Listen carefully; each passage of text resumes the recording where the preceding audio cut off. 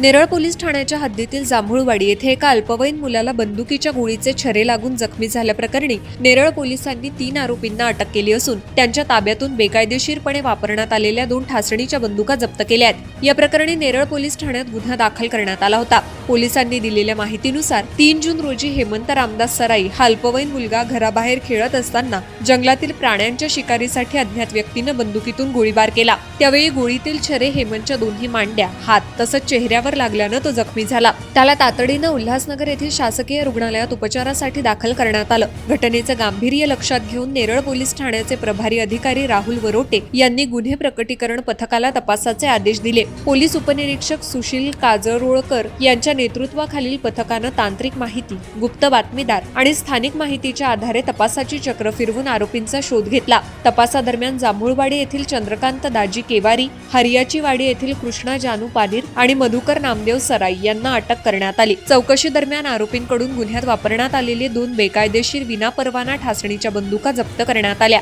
ही कारवाई जिल्हा पोलीस अधीक्षक आचल दलाल, अतिरिक्त पोलीस अधीक्षक अभिजित शिवथरे आणि उपविभागीय पोलीस अधिकारी राहुल गायकवाड यांच्या मार्गदर्शनाखाली करण्यात आली। या तपासात पोलीस उपनिरीक्षक SS शेंबडे, RN वसावे तसंच गुन्हे प्रकटीकरण पथकातील अधिकारी आणि कर्मचाऱ्यांनी महत्त्वाची भूमिका बजावली। यूट्यूबवर सुद्धा रायगड टाइम्स सर्च करा आणि पहा रायगडच्या कानाकोपऱ्यातील प्रत्येक बित्तम बातमी। आणि हो, लगेच सबस्क्राईब बटनवर क्लिक करायला विसरू नका। रायगड टाइम्स, आपलं चॅनल, आपला आवाज।